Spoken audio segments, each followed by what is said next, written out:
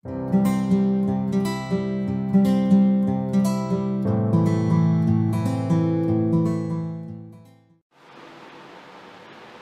Children, मैं Sarika Mammani. Welcome to my accountancy classes. बच्चों, आज का जो मेरा ये लेक्चर है 11th पास आउट के लिए है। जो बच्चे 12th अपीयरिंग हुए, 12th में आए हैं, उनके लिए। बच्चों, 12th की अकाउंटेंसी बुक में हम दो मेन चीज़ें पढ़ेंगे, जिसमें फर्स्ट है कंपनी अकाउंट्स एंड सेकंड है एनालिसिस ऑफ फाइनेंशियल स्टेटमेंट्स। अपनी टेक्स्ट बुक में ये दो मेन चीज़ें आएंगी। तो सबसे पहले हम लेंगे टॉपिक कंपनी अकाउंट्स। ओके, तो चलिए शुरू करते हैं क्लास विद मी। ओके बच्चों, ये कंपनी जो है ये बिजनेस ऑर्गेनाइजेशन का थर्ड स्टेज है। आप अपनी प्रीवियस क्लासेस में बिजनेस के दो स्टेजेस के बारे में पढ़ चुके हैं, जिसमें फर्स्ट है सोलो और सेकंड है पार्टनरशिप।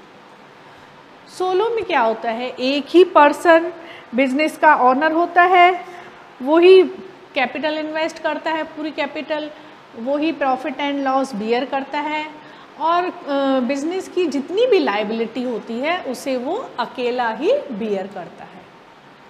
दूसरा स्टेज था पार्टनरशिप। इसमें एक से ज़्यादा लोग, 2, 3, 4, 5 लोग मिलकर कैपिटल इन्वेस्ट करते हैं, प्रॉफिट एंड लॉस को शेयर करते हैं और बिजनेस की सारी लायबिलिटीज़ को वो बियर करते हैं। ये तो आप पढ़ चुके हैं कि उनके बीच में जो एग्रीमेंट होता है उसके अकॉर्डिंग वो प्रॉफिट एंड लॉस शेयर करते हैं, और मान लीजिए कोई एग्रीमेंट नहीं है तो वो इक्वल शेयर करते हैं। अब यहाँ हम पढ़ रहे हैं बिजनेस ऑर्गेनाइजेशन के थर्ड स्टेज के बारे में, कंपनी के बारे में। तो what is company?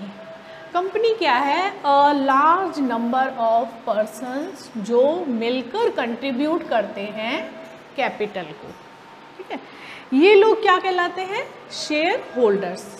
Share holder, जैसे कि आप इसकी डेफिनेशन में जा रहे हैं, शेयर मीन्स कैपिटल के एक शेयर को ओन करना। ठीक है, और यही लोग कंपनी के क्या कहलाते हैं? रियल ओनर्स कहलाते हैं। शेयर होल्डर्स कंपनी के रियल ओनर्स कहलाते हैं। अब ऐसा पॉसिबल नहीं है कि सारे शेयर होल्डर्स मिलके कंपनी को चलाएं, इसलिए वो अपने में से ही कुछ रिप्रेजेंटेटिव इलेक्ट करते हैं एज अ डायरेक्टर, और उन सबको कलेक्टिवली क्या बोलते हैं? Board of directors. और ये डायरेक्टर्स मिलकर कंपनी के मैनेजमेंट में हिस्सा लेते हैं और कंपनी को मैनेज करते हैं, उसकी सारी एक्टिविटीज़ को चलाते हैं।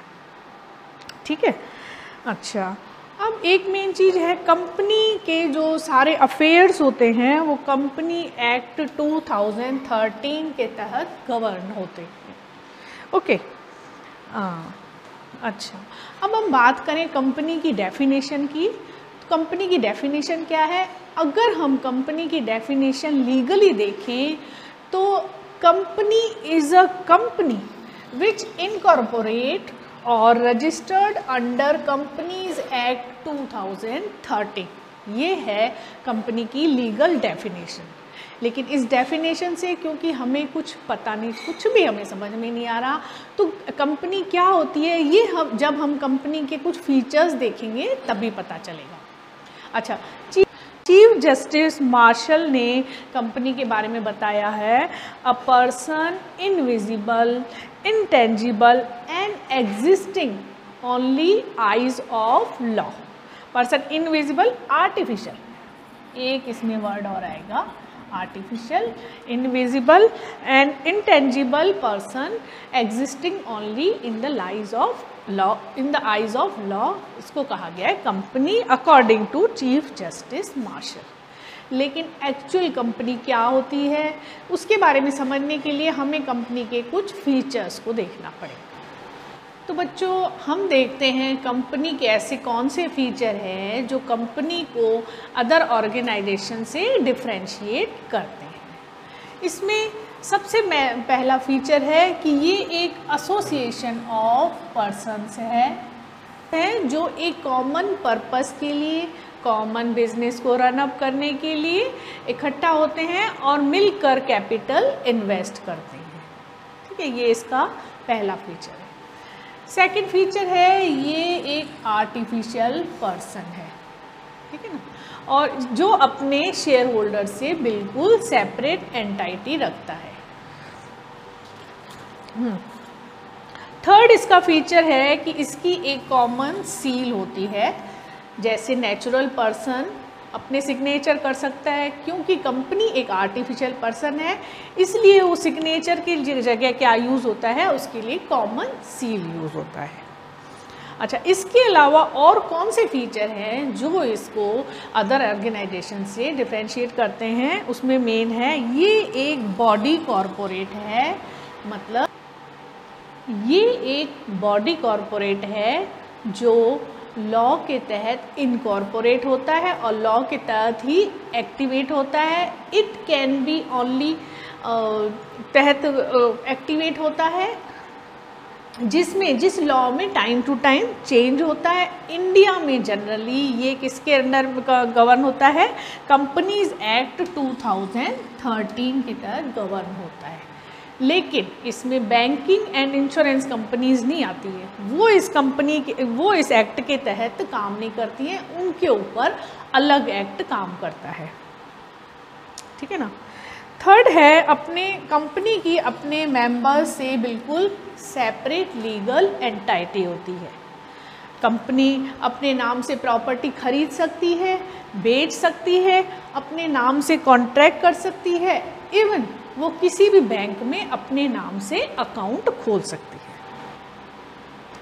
ओके चिल्ड्रन, इसका एक मेन और फीचर है लिमिटेड लायबिलिटी। बच्चों, ये कंपनी का एक मेन फीचर है, इस पे ध्यान देने की ज़रूरत है, क्योंकि ये फीचर कंपनी को और जो बिजनेस ऑर्गेनाइजेशन है उनसे बहुत ज़्यादा डिफरेंशिएट करता है। जो अदर हमारे ऑर्गेनाइजेशन है जैसे सोलो एंड पार्टनरशिप, उसमें ऑनर्स की अनलिमिटेड लायबिलिटी होती है, लेकिन इसमें जो लायबिलिटी होती है वो कंपनी शेयर होल्डर्स की परचेज करी हुई वैल्यू तक ही लिमिटेड रहती है। जितने शेयर होल्डर्स ने शेयर्स परचेज किए हैं उनकी नॉमिनल वैल्यू तक ही उनकी लायबिलिटी लिमिटेड रहती है। जैसे किसी ने 100 शेयर परचेज किए हैं 10 रुपीज़ के, तो उनकी लायबिलिटी ओनली 1000 रुपीज़ तक है। फिर चाहे कंपनी में प्रॉफिट हो लॉस हो, लेकिन उन्होंने एक बार शेयर वैल्यू अपनी पे कर दी तो उनकी लायबिलिटी ख़त्म हो जाती है। लेकिन एक कंपनी होती है कंपनी लिमिटेड बाय गारंटी, इसमें शेयर होल्डर्स की लायबिलिटी उनके द्वारा कंपनी के वाइंड अप के टाइम पे की जाने वाली अमाउंट की गारंटी तक ही लिमिटेड होती है। ठीक है ना। नेक्स्ट इसका फीचर है परपेचुअल सक्सेशन। बच्चों, कंपनी का नेक्स्ट फीचर है परपेचुअल सक्सेशन। माना company is a person created by law and only can terminated by law. इसके अपने मेंबर से अलग एंटाइटी होती है। किसी भी मेंबर, किसी भी डायरेक्टर, किसी भी एम्प्लॉय की डेथ का, उनकी इंसॉल्वेंसी का या उनकी इनसैनिटी का कंपनी के एग्जिस्टेंस पर कोई भी इफ़ेक्ट नहीं होता है। ये कहलाता है परपेचुअल सक्सेशन। मतलब कंपनी शाश्वत रूप से चलती रहेगी। ठीक है, जब तक उसका लीगली वाइंड अप नहीं हो जाता है। नेक्स्ट इसका फीचर है कॉमन सील। क्योंकि company being an artificial person signature नहीं कर सकती है, इसलिए वो अपनी सिग्नेचर की जगह कॉमन सील यूज़ करती है।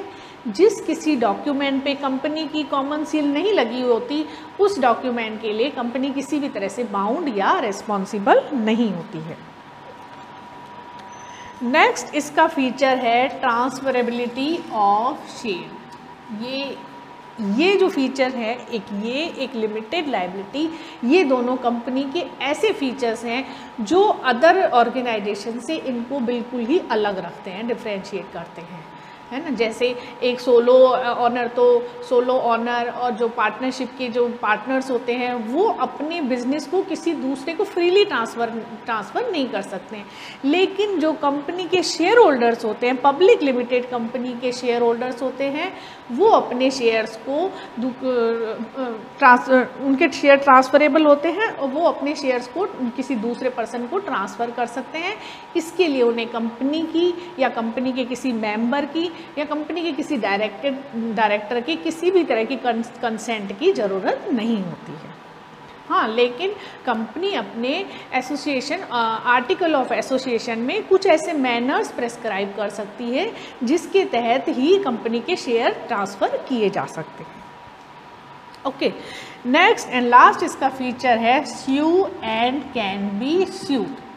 मतलब ये थोड़ा उस लीगल एस्पेक्ट है कंपनी का।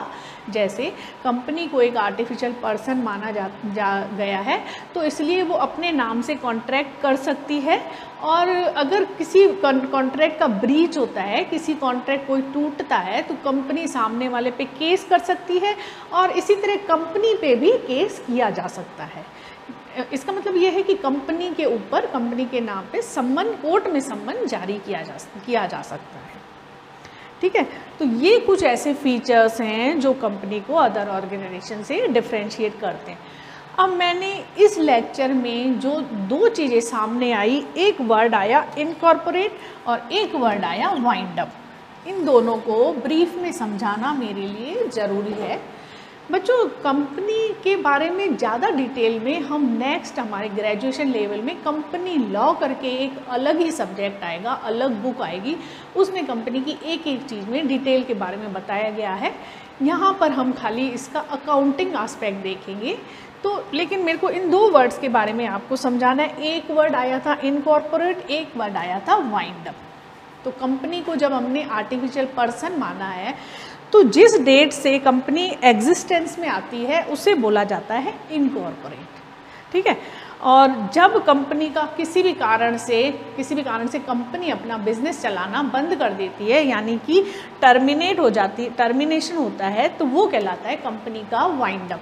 ये सब चीज़ें जो कंपनी लॉ में कुछ प्रोविज़न दिए हुए होते हैं, उनकी फॉर्मेलिटीज़ को कंप्लीट करने के बाद ही हो सकता है। मतलब इनकॉर्पोरेट भी तब होगा और वाइंड अप भी कंपनी का तब होगा। इसे हम कह सकते हैं जैसे किसी पर्सन का बर्थ होता है, ऐसे कंपनी का इनकॉर्पोरेट उसका बर्थ माना जाता है, और जैसे किसी पर्सन की डेथ होती है, नेचुरल पर्सन की, तो ये कंपनी का वाइंड अप वो कहलाता है। ओके बच्चों, आज का मेरा ये लेक्चर कंपनी और इसके फीचर्स के बारे में था। नेक्स्ट लेक्चर में हम टाइप्स ऑफ कंपनी का capital structure and types of shares के बारे में पढ़ेंगे। बच्चों, मेरा ये लेक्चर आपको किसी भी तरह से हेल्पफुल लगा हो तो प्लीज़ लाइक करें, शेयर करें और अपने दोस्तों के साथ शेयर करें, और मेरे चैनल को सब्सक्राइब करना ना भूलें। बच्चों, इस लेक्चर से रिलेटेड आपकी कोई भी क्वेरीज हो तो आप कमेंट्स बॉक्स में जाकर पूछ सकते हैं। All the best and goodbye till next lecture.